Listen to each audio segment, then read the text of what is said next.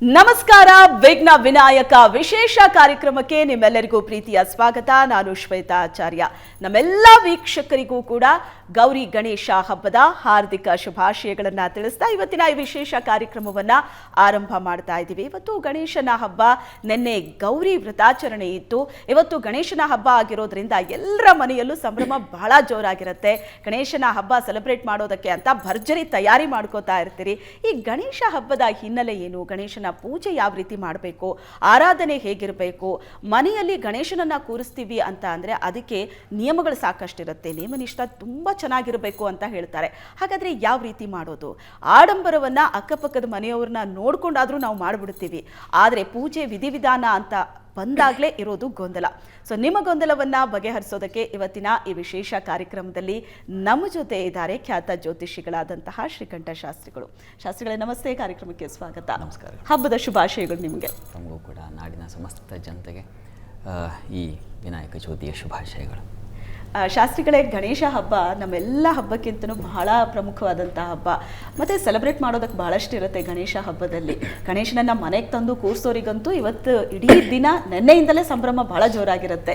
ಮನೆಯನ್ನು ಅಲಂಕಾರ ಮಾಡೋದು, ಮಂಟಪ ಅಲಂಕಾರ ಮಾಡೋದು, ಗಣೇಶನನ್ನು ಕೂರಿಸೋದು, ನೈವೇದ್ಯ, ಮತ್ತೊಂದು ಕಡೆ ಹಬ್ಬದ ಅಡುಗೆ ಅಂತ. ಸೊ ಗಣೇಶ ಹಬ್ಬದ ಆಚರಣೆ ಅಂತ ಅಂದಾಗ ಅದರ ಹಿನ್ನೆಲೆ ಏನಿದೆ ಅಂತ, ಯಾವುದೇ ದೇವ್ರ ಪೂಜೆ ಮಾಡಲಿ ಪ್ರಥಮ ಪೂಜೆ ಗಣೇಶನಿಗೆ ಸಲ್ಲಿಸ್ತೀವಿ. ಏನು ಈ ಗಣೇಶ ಹಬ್ಬದ ಮಹಿಮೆ ಏನು, ಅದರ ಹಿನ್ನೆಲೆ ಏನು? ಶ್ರೀ ಗುರುಭ್ಯೋ ನಮಃ. ಹರಿ ಓಂ. ಗಣಪತಿ ತುಂಬ ತುಂಬ ವಿಶಿಷ್ಟವಾದ ಒಂದು ದೇವತೆ. ನಮ್ಮಲ್ಲಿ ಪಂಚಾಯತನ ಪದ್ಧತಿ ಅಂತಿದೆ. ಆದಿತ್ಯ, ಅಂಬಿಕೆ, ವಿಷ್ಣು, ಗಣನಾಥ, ಮಹೇಶ್ವರ, ಈ 5 ತುಂಬ ತುಂಬ ಪ್ರಧಾನ ದೇವತೆಗಳು ಅಂತ ನಮ್ಮಲ್ಲಿ ನಮ್ಮ ಹಿಂದೂ ಸಂಪ್ರದಾಯದಲ್ಲಿ ಗುರುತಿಸ್ತಾರೆ. ಅದರಲ್ಲಿ ಗಣಪತಿ ಬಹಳ ಬಹಳ ಬಹಳ ವಿಶೇಷವಾಗಿರ್ತಕ್ಕಂಥದ್ದು. ಏನು ಗಣಪತಿ ಯಾಕೆ ಇಷ್ಟು ವೈಭವ ಅಂತ, ಆತನ ಸ್ವರೂಪವೇ ಆಗಿದೆ. ಆತನ ಆ ಒಂದು ಲಕ್ಷಣ, ಮುಖಲಕ್ಷಣವನ್ನು ನೋಡಿಬಿಟ್ರೆ ಹೃಷ್ಟದೈವ ಅಂತ, ಮನಸ್ಸಿಗೆ ತುಂಬ ಹಿತವನ್ನು ತಂದುಕೊಡ್ತಕ್ಕಂಥ ದೇವತೆ ಅಂತ. ಇಂಥ ಗಣಪತಿ ಅನೇಕ ಬಗೆಗಳಲ್ಲಿ ನಾವು ಅನೇಕ ಪುರಾಣಗಳಲ್ಲಿ ಗಣಪತಿಯನ್ನು ನಾವು ಕಾಣ್ತೀವಿ. ಬಹಳ ವಿಶೇಷವಾಗಿರತಕ್ಕಂಥದ್ದು ಗಣೇಶ ಪುರಾಣವಿದೆ, ಮುದ್ಗಲ ಪುರಾಣವಿದೆ. ಬೇರೆ ಎಲ್ಲ ಪುರಾಣಗಳಲ್ಲೂ ಗಣಪತಿಯ ಉಲ್ಲೇಖವನ್ನು ಸ್ಕಾಂದ ಪುರಾಣದಲ್ಲಾಗಿರಬಹುದು, ಬ್ರಹ್ಮವೈವರ್ತದಲ್ಲಾಗಿರಬಹುದು, ಅಥವಾ ಎಷ್ಟೋ ವರಾಹ ಪುರಾಣದಲ್ಲಿ, ಹೀಗೆ ಅನೇಕ ಪುರಾಣಗಳಲ್ಲಿ ಕಾಣ್ತೀವಿ. ಒಂದೊಂದು ಪುರಾಣದಲ್ಲೂ ಒಂದೊಂದು ಗಣಪತಿಯ ಕಥೆಯನ್ನು ಹೇಳಿದ್ದಾರೆ, ಅವನ ಉತ್ಪತ್ತಿ, ಅವನ ಒಂದು ವಿಶೇಷತೆಯನ್ನು. ನಮಗೆಲ್ಲ ಕಥೆ ಗೊತ್ತಿದೆ. ಪಾರ್ವತಿಯ ಮೈಯ ಮಣ್ಣಿನಿಂದ ಆತ ಹುಟ್ಟಿದಂಥವನು, ಸ್ನಾನಕ್ಕಾಗಿ ಹೋಗಿರ್ತಾಳೆ. ಈ ಕಥೆ ತಮ್ಮೆಲ್ಲರಿಗೂ ಗೊತ್ತೇ ಇದೆ. ಇದರ ಜೊತೆಗೆ ಇನ್ನೂ ಅನೇಕ ಕಥೆಗಳನ್ನು ಅಂದರೆ ಗಣಪತಿಯ ಉತ್ಪತ್ತಿ ಒಂದು ನಾವು ಯಾವುದು ಲೋಕವ್ಯಾಪಿ ಅದು ಇಷ್ಟವಾಗಿದೆಯೋ ಅಂಥ ಒಂದು ದೇವತೆಯನ್ನು ಹಲವು ರೀತಿಯಲ್ಲಿ ಕಾಣಲಿಕ್ಕೆ, ಹಲವು ಬಗೆಗಳಲ್ಲಿ ಕಾಣಲಿಕ್ಕೆ ಸಾಮಾನ್ಯರಿಗೆ ಜನರಿಗೆ ಇಷ್ಟ ಇರುತ್ತೆ. ಪುರಾಣಗಳಲ್ಲೂ ಗಣಪತಿ ತುಂಬ ತುಂಬ ವಿಶಿಷ್ಟವಾದ ದೇವತೆ. ಹೀಗಾಗಿ ಅವನ ಉತ್ಪತ್ತಿಯ ಬಗ್ಗೆ ಕೂಡ ಹಲವಾರು ಕಥೆಗಳಿದ್ದಾವೆ. ಶಿವನೇ ಒಂದು ಬಾರಿ ಮಂದಹಾಸವನ್ನು ಬೀರಿದ, ಅವನ ಮಂದಹಾಸದಿಂದಲೇ ಆ ಒಂದು ವಿಶಿಷ್ಟ ಆಕೃತಿ ಸಿದ್ಧವಾಯಿತು. ಅದು ತುಂಬ ಅನುರೂಪವಾಗಿತ್ತು. ಪಾರ್ವತಿ ಆ ಮಂದಹಾಸದಲ್ಲಿ ಹುಟ್ಟಿದಂಥ ಮಗುವನ್ನು ನೋಡಿ ಮೈ ಮರೆತು ಬಿಟ್ಲಂತೆ. ಶಿವನಿಗೆ ಒಂದು ಕ್ಷಣ ಕೋಪ ಬಂದುಬಿಡ್ತಂತೆ. ಏನು, ಆ ಮಗುವನ್ನು, ನನ್ನ ಮಂದಹಾಸದಿಂದ ಹುಟ್ಟಿದಂಥ ಮಗುವಿನ ಬಗ್ಗೆ ಎಷ್ಟು ಕ್ಯೂರಿಯಾಸಿಟಿ ನಿನಗೆ, ಅದರಲ್ಲಿ ನೀನು ಮೈ ಮರೆತುಬಿಟ್ಟಿಯಾ ಅಂತ ಹೇಳಿ ಆ ಮಗುವಿಗೆ ಏಕದಂತ, ವಕ್ರತುಂಡ, ಈ ರೀತಿಯ ಒಂದು ಮುಖವನ್ನು ಅವನು ವಿರೂಪ ಮಾಡ್ದ ಅಂತಕ್ಕಂಥ ಒಂದು ಕಥೆಯನ್ನು ಹೇಳ್ತಾರೆ. ಈ ರೀತಿಯಲ್ಲಿ ಗಣಪತಿ ಆಮೇಲೆ ಪಾಪ ಪಾರ್ವತಿ, ನಾನೇನು ಆ ಮಗು ಮೇಲೆ ಏನಕ್ಕೆ ಕೋಪ ನಿನಗೆ, ನಾನು ತಾನೇ ಹಾಗೆ ಮಗುವಿನಲ್ಲಿ ಒಂದು ಸಲ ಭ್ರಮಿತಳಾಗಿದ್ದು, ಹಾಗಾಗಿ ಅಂತ ನನ್ನ ಮೇಲೆ ಕೋಪ ಇದ್ದರೆ ನೀನು ನನ್ನ ಮೇಲೆ ತಿರ್ಸ್ಕೋಬೇಕು, ಮಕ್ಕಳ ಮೇಲಲ್ಲ ಅಂತ ಬೈದಾಗ ಆಯಿತು ಅಂತ ಹೇಳಿ ಸಮಾಧಾನ ಮಾಡಿ ಅವನಿಗೆ ಆದಿಪೂಜಿತ, ಪ್ರಥಮ ಪೂಜೆ ಆಗುತ್ತೆ ಅಂತ. ಈ ಪ್ರಥಮ ಪೂಜೆ ಆಗುತ್ತೆ, ಗಣಪತಿ ಯಾಕೆ ಈ ಸ್ಥಾನ ಬಂತು ಅನ್ನಲಿಕ್ಕೂ ಅನೇಕ ಕಥೆಗಳಿದ್ದಾವೆ. ಅಂತೂ ಗಣಪತಿ ಗಣನಾಥ, ಎಲ್ಲ ದೇವತೆಗಳಿಗೆ ಅಧೀಶ್ವರನಾಗಿದ್ದಾನೆ. ಅದು ಬಹಳ ಮುಖ್ಯವಾಗಿರ್ತಕ್ಕಂಥದ್ದು. ಕಾರಣ ಅವನ ಶಕ್ತಿ, ಬುದ್ಧಿಶಕ್ತಿ ನಮಗೆಲ್ಲರಿಗೂ ಕಥೆ ಗೊತ್ತಿದೆ. ಗಣಪತಿ ಹಾಗೂ ಸುಬ್ರಹ್ಮಣ್ಯರಿಗೆ ಜ್ಞಾನದ ಫಲವನ್ನು ನೀಡುವ ಸಲುವಾಗಿ ಪಾರ್ವತಿ ಪರಮೇಶ್ವರರು ಒಂದು ಪಂದ್ಯವನ್ನು ಏರ್ಪಡಿಸಿದ್ರು. ಏನು ಇಡೀ ಲೋಕವನ್ನು ಯಾರು ಮೊದಲು ಸುತ್ತಿ ಬರ್ತಾರೋ ಅವರಿಗೆ ಜ್ಞಾನ ಫಲ ಅಂತ. ಸುಬ್ರಹ್ಮಣ್ಯ ಸ್ವಾಮಿ ಇಡೀ ಲೋಕ ಸಂಚಾರವನ್ನು ಕೈಗೊಂಡ, ಸರ್ವಥಾ ಅರ್ಥದಲ್ಲಿ, ಅದೇ ಅರ್ಥದಲ್ಲಿ ಕೈಗೊಂಡ. ಆದರೆ ಈ ಗಣಪತಿ ತಂದೆ ತಾಯಿಗಳನ್ನೇ ಪ್ರದಕ್ಷಿಣೆ ಮಾಡಿ ಜ್ಞಾನ ಫಲವನ್ನು ಪಡೆದ. ಇದು ಗಣಪತಿಯ ಒಂದು ಬುದ್ಧಿಮತ್ತೆ. ಹೀಗಾಗಿ ಗಣಪತಿಯನ್ನು ಯಾಕೆ ನಾವು ಪೂಜಿಸ್ತೀವಿ, ಯಾಕೆ ಇಷ್ಟು ವಿಶಾಲವಾಗಿ ಈ ಹೊತ್ತಿಗೂ ಹರಡಿ ನಿಂತಿದೆ ಅಂತಂದರೆ ಗಣಪತಿಯ ಬುದ್ಧಿಶಕ್ತಿ ನಮಗೂ ಬರಲಿ. ಗಣಪತಿಯನ್ನು ಆರಾಧನೆ ಮಾಡೋದ್ರಿಂದ ಅಂಥದ್ದೊಂದು ವಿಶಿಷ್ಟತೆ, ಇದ್ದಲ್ಲಿಯೇ ಜ್ಞಾನವನ್ನು ಕಂಡುಕೊಳ್ತಕ್ಕಂಥದ್ದು, ಇದ್ದಲ್ಲಿಯೇ ಮೋಕ್ಷವನ್ನು ಕಂಡುಕೊಳ್ತಕ್ಕಂಥದ್ದು, ಇದ್ದಲ್ಲಿಯೇ ಎಲ್ಲ ಸಮಸ್ಯೆಗಳನ್ನು ಕೂತಲ್ಲಿಯೇ ಸಮಸ್ಯೆ ಬಗೆಹರಿಸ್ಕೊಳ್ಳಿಕ್ಕೆ ಯಾವುದಾದ್ರೂ ಒಂದು ಶಕ್ತಿ ಇದೆ. ಅಂಥದ್ದೊಂದು ಶಕ್ತಿ ನಮಗೆ ಹೊಳೆಯೋ ಹಾಗೆ ಮಾಡುತ್ತೆ ಅಂತಂದರೆ ಅದು ಯಾರು? ಗಣಪತಿ. ಈ ಕಾರಣದಿಂದಾಗಿ ಗಣಪತಿ ಎಲ್ಲ ಕಡೆ ಹಾಸು ಹೊಕ್ಕಾಗಿ, ನಮ್ಮ ದೇಶ ಅಂತಲ್ಲ, ಬೇರೆ ಎಲ್ಲ ದೇಶಗಳಲ್ಲಿ, ಕಾಂಬೋಡಿಯಾ ಆಗಬಹುದು, ನಮ್ಮ ನೇಪಾಳ ಆಗಬಹುದು, ಬೇರೆ ನೀವು ಸುತ್ತಮುತ್ತ ನೋಡಿದ್ರೆ ಜಪಾನ ಇತ್ಯಾದಿ ಎಲ್ಲ ದೇಶಗಳನ್ನು ಗಮನಿಸ್ಕೊಂಡು ಬಂದರೆ ಅಲ್ಲೆಲ್ಲ ಆನೆಯ ಪೂಜೆ, ಆನೆಯ ಆರಾಧನೆ ಎಲ್ಲೆಲ್ಲಿ ಇದೆಯೋ, ಆನೆಯ ಏನು ಗೌರವ ಎಲ್ಲೆಲ್ಲಿ ಸಲ್ಲುತ್ತೋ ಅಲ್ಲೆಲ್ಲ ಗಣಪತಿ ಇದ್ದೇ ಇದ್ದಾನೆ ಅಂತಕ್ಕಂಥದ್ದು ನೋಡ್ತೀವಿ. ಹೀಗೆ ಗಣಪತಿ ಪ್ರಾಚೀನ ದೇವತೆ. ವೇದಗಳಲ್ಲೂ ಗಣಪತಿಯ ಬಗ್ಗೆ ಗಣಾನ ಅಂತ್ವಾ ಗಣಪತಿ ಹವಾಮಹೇ ಕವಿಂ ಕವೀನಾಮುಪಮಶ್ರವಸ್ತಮಂ ಜ್ಯೇಷ್ಠರಾಜ ಅಂತ ಆತನನ್ನು ಪೂಜಿಸ್ತಾರೆ. ಅಲ್ಲಿ ಬ್ರಹ್ಮಣಸ್ಪತಿ ಅಂತಕ್ಕಂಥ ಒಂದು ರೂಪದಲ್ಲಿರ್ತಕ್ಕಂಥದ್ದು ಅದು ಗಣಪತಿ ಅಲ್ಲ ಅಂತಕ್ಕಂಥ ಒಂದು ಚರ್ಚೆಗಳು ಇದ್ದಾವೆ. ಇರಲಿ, ಅಂತೂ ಗಣಪತಿಗೆ ಆತೂನ ಇಂದ್ರಕ್ಷ್ಮಂತಂ ಆಗಿರ್ತಕ್ಕಂಥ ಋಗ್ವೇದದ ಮಂತ್ರದಿಂದ ಹಿಡಿದು, ವೇದದಿಂದ ಹಿಡಿದು ಜಾನಪದದವರೆಗೆ ನಮ್ಮಲ್ಲಿ ಈಗ ಬೀದಿಯಲ್ಲಿ ಗಣಪತಿ ಹಲವಾರು ರೀತಿಯ ಗಣಪತಿಗಳನ್ನು ಕಾಣ್ತೀವಿ. ಗಣಪತಿ ಹಬ್ಬ ಬಂದರೆ ಅದರ ಉತ್ಸವ, ವೈಭವ, ಅದರ ಏನು ವಿಶಿಷ್ಟತೆ ಎಷ್ಟು ಹರಡಿದೆ ಅಂತಕ್ಕಂಥದ್ದು ಬೀದಿಯಲ್ಲಿ ಕೂರಿಸೋ ಗಣಪತಿನಿಂದ ಶುರುವಾಗುತ್ತೆ. ಅದಕ್ಕಾಗಿ 108 ಹೆಸರಿದ್ದ ಹಾಗೆ 108 ಬಳಗಗಳು ಶುರುವಾಗಿರುತ್ತೆ. ಆ ಎಲ್ಲ ಬಳಗದವರು ಕೂಡ ಗಣಪತಿಯನ್ನು ಕೂಡಿಸಿ ನಾವು ಈ ಏರಿಯಾದಲ್ಲಿ ಅದ್ಭುತವಾಗಿ ಆಚರಣೆ ಮಾಡಬೇಕು, ಈ ವರ್ಷ ನಮ್ಮದು ತುಂಬ ಚೆನ್ನಾಗಿ ಬರಬೇಕು ಅಂತಕ್ಕಂಥ ಒಂದು ಯೋಚನೆ, ಅದು ಗಣಪತಿ ಮೇಲಿರ್ತಕ್ಕಂಥ ಪ್ರೀತಿ. ಹಾಗೆ ಒಂದು ವೇದ ಸಾಹಿತ್ಯದಿಂದ ಹಿಡಿದು ಜನಮಾನಸದವರೆಗೆ ಗಣಪತಿ ಹಾಸು ಹೊಕ್ಕಾಗಿಬಿಟ್ಟಿದ್ದಾನೆ.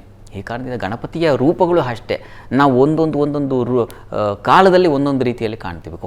ನಾವು ಕೊರೋನಾ ಕಾಲದಿಂದ ನೋಡಿದ್ವಿ, ಅಲ್ಲಿ ಕೊರೋನಾ ಟ್ರೀಟ್ಮೆಂಟ್ ಕೊಡೋ ಗಣಪತಿಯಿಂದ ಹಿಡಿದು ಈಗ ಮಳೆಗಾಲ ಛತ್ರಿ ಹಿಡ್ಕೊಂಡು ಬರೋ ಗಣಪತಿವರೆಗೆ ಯಾವ್ಯಾವ ಕಾಲದಲ್ಲಿ ಏನೇನು ಕ್ಷೋಭೆಗಳಾಗುತ್ತೋ ಅದನ್ನು ನಿವಾರಿಸೋ ರೀತಿಯಲ್ಲಿ ಗಣಪತಿ ಏನು ಆ ವಿಗ್ರಹವನ್ನು ಮಾಡಿ ಜನರ ಮುಂದಿಟ್ಟು ಗಣಪತಿಯಂಥ ಆಸ್ವಾದ ದೇವತೆ ಮತ್ತೊಂದು ಇಲ್ಲ ಅಂತ. ನಾವು ಹೇಗೂ ಅವನನ್ನು ಸಿದ್ಧ ಮಾಡ್ಕೊಳ್ತೀವಿ, ಹೇಗೂ ಅವನನ್ನು ಪೂಜಿಸ್ತೀವಿ, ಹೇಗೂ ತೊಗೊಂಡು ಹೋಗಿ ಬಿಟ್ಟು ಕೊನೆಗೆ ಆಯ್ತಪ್ಪ ನನಗೆ ಒಳ್ಳೆಯದಾಗಲಿ ಅಂತ ಹೇಳಿ ಅವನಿಗೂ ಮಂಗಳಾರತಿ ಮಾಡಿ ಕಳಿಸಿಕೊಟ್ಟು ಬರ್ತೀವಿ.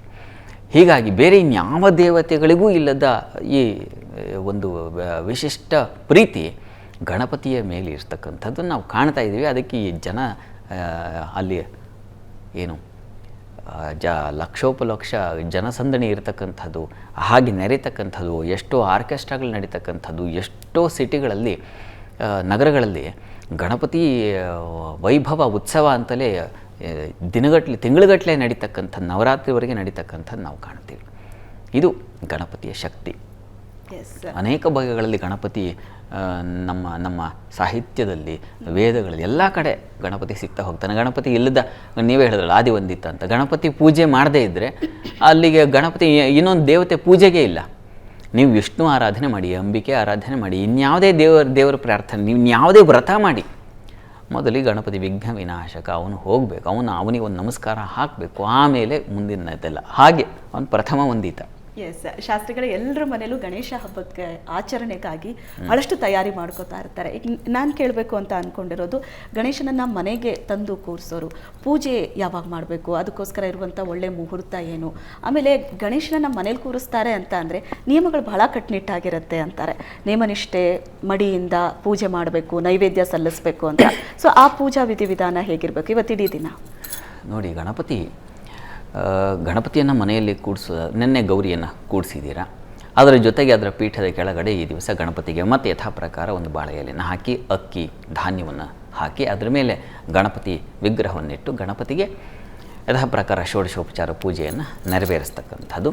16 ಬಗೆಯ ಉಪಚಾರಗಳು ಗಣಪತಿಗೆ ಆವಾಹನೆ ಮಾಡಿ, ಆತನಿಗೆ ಮಧುಪರ್ಕ ಇತ್ಯಾದಿಗಳನ್ನು ಕೊಟ್ಟು, ಅರ್ಘ್ಯ ಪಾದ್ಯಗಳನ್ನೆಲ್ಲ ಸಮರ್ಪಣೆ ಮಾಡಿ, ಸ್ನಾನ, ಪಂಚಾಮೃತ ಸೇವೆ, ಹಾಲು, ಮೊಸರು, ತುಪ್ಪ ಏನು ಜೇನುತುಪ್ಪ, ಸಕ್ಕರೆ ಇವುಗಳಿಂದ ಗಣಪತಿಯನ್ನು ಚೆನ್ನಾಗಿ ಅಭಿಷೇಕ ಮಾಡಿ, ಮತ್ತು ಕೊನೆಗೆ ಶುದ್ಧೋದಕ ನೀರಿನಿಂದ ಅಭಿಷೇಕ ಮಾಡಿ ಆತನಿಗೆ ವಸ್ತ್ರ 21 ವಸ್ತ್ರಗಳನ್ನು ಸಮರ್ಪಣೆ ಮಾಡ್ತಕ್ಕಂಥದ್ದಿದೆ. ನಾವು ಗೌರಿಗೆ 16 ಕಂಡ್ವಿ, ಇಲ್ಲಿ ಗಣಪತಿಗೆ 21 ವಿಶಿಷ್ಟ ಸಂಕೇತ, 21 ಗರಿಕೆ ಸಮರ್ಪಣೆ ಮಾಡೋದು, 21 ಎಳೆಯ ಒಂದು ಗೆಜ್ಜೆ ವಸ್ತ್ರವನ್ನು ಹಾಕ್ತಕ್ಕಂಥದ್ದು. ಕೆಂಪು ಆತನಿಗೆ ಬಹಳ ಪ್ರೀತಿ ಪಾತ್ರವಾಗಿರ್ತಕ್ಕಂಥದ್ದು. ಕೆಂಪು ಅವನ ಇಷ್ಟವಾದ ಬಣ್ಣ.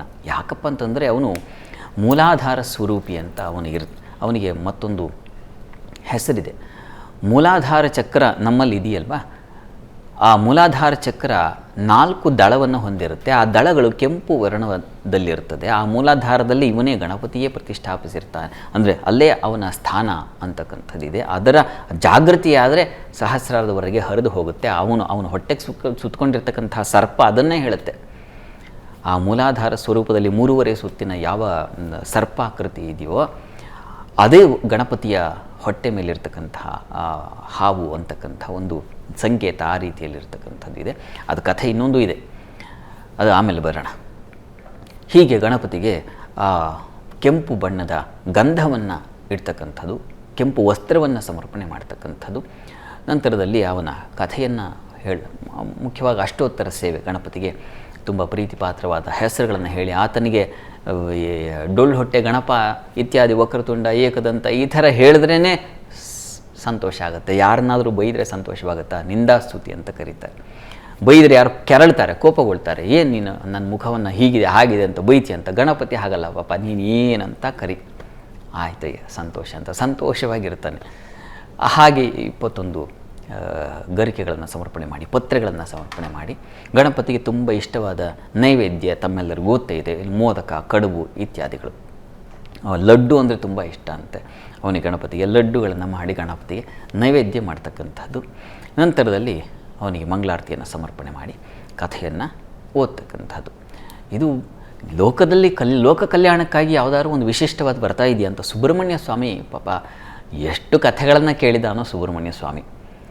ಆ ಸುಬ್ರಹ್ಮಣ್ಯ ಸ್ವಾಮಿಗೆ ಪರಶಿವ ಪರಮೇಶ್ವರ ಎಷ್ಟೋ ವ್ರತ ಕಥೆಗಳನ್ನು, ನೋಡಪ್ಪ ಇದು ಒಳ್ಳೆಯ ದೃಷ್ಟಿಯಲ್ಲಿ ಕೇಳಿದ್ಯಾ, ಜನಮಾನಸಕ್ಕೆ ಜನಸಾಮಾನ್ಯರಿಗೆ ಒಂದು ಒಳ್ಳೆಯದಾಗಬೇಕು, ಎಲ್ಲ ಬಗ್ಗೆ ಗಣಪತಿ ಏನು ಅವನು ವಿಘ್ನ ವಿನಾಶಕ. ನಮಗೆ ಯಾವುದೇ ತೊಡಕುಗಳು ಬರಬಾರ್ದು. ಯಾವುದೇ ಕೆಲಸಕ್ಕೆ ಹೋಗಿರ್ತೀವಿ, ಆ ಕೆಲಸದಲ್ಲಿ 108 ವಿಘ್ನಗಳು ಬರುತ್ತೆ, ಆಗೋದಿಲ್ಲ. ಎಷ್ಟು ಶತಪ್ರಯತ್ನ ಪಟ್ಟರೂ ಆಗೋದಿಲ್ಲ. ಅಂಥ ಸಂದರ್ಭದಲ್ಲಿ ಏನು ಮಾಡಬೇಕು?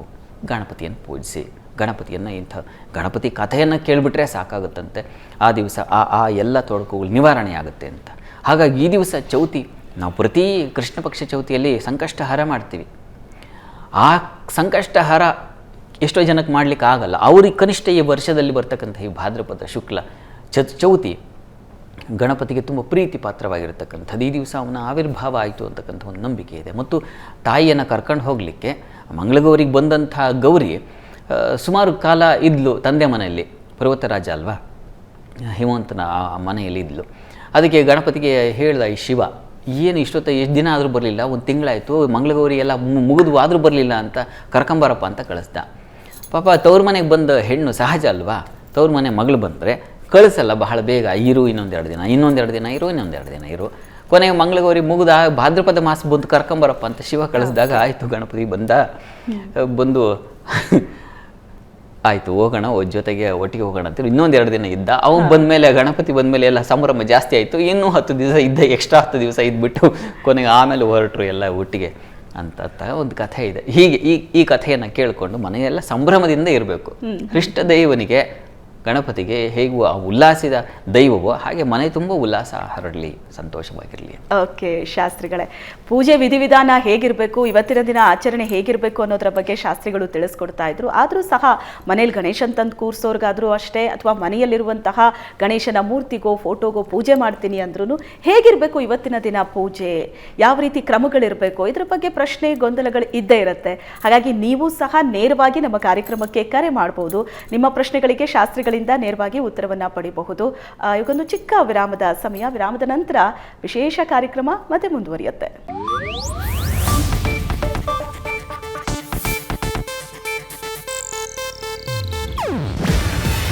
ಇದು ಏಷ್ಯಾನೆಟ್ ನ್ಯೂಸ್ ನೆಟ್ವರ್ಕ್ ಪ್ರಸ್ತುತಿ.